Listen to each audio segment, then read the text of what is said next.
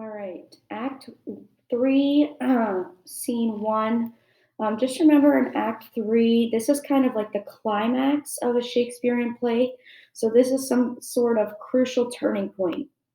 So Act 3, Scene 1, we have Kent and the gentleman, and they are discussing um, this sort of foul weather that is occurring, and the king has kind of left the castle, right?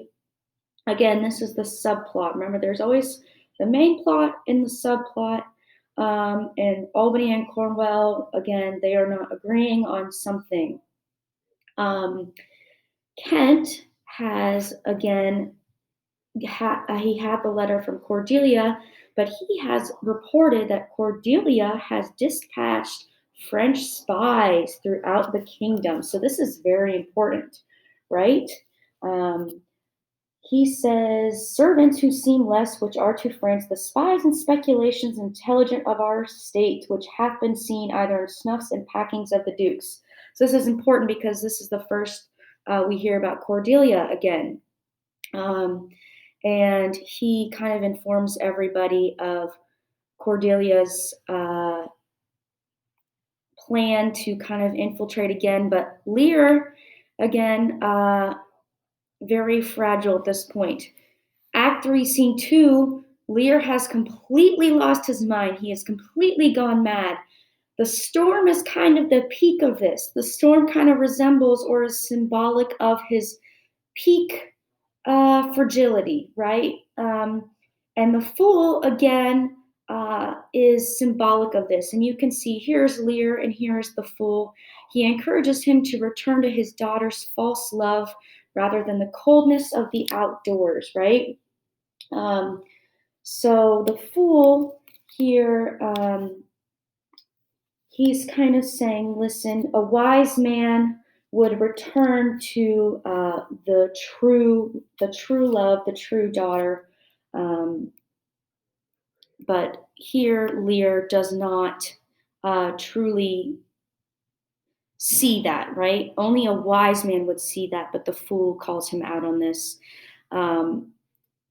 This kind of shows how unstable he is, where old age kind of comes in the picture here a little bit, right?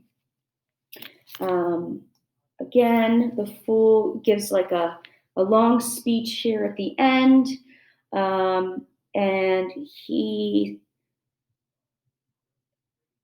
talks a little bit about King Arthur and the Round Table and the end of the world, kind of just making an allusion to other types of literature. There's one thing I want to talk about: who is still loyal and who is disloyal.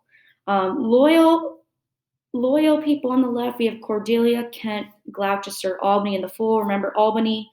He does show his loyalty to Goneril a little bit, but Edmund, Goneril, Regan, Cornwall, and Oswald are disloyal. Act 3, Scene 3, we have Gloucester and Edmund. And Gloucester tells Edmund he does not approve how Lear was treated, which does not make Edmund very happy, right? Most savage and unnatural, right?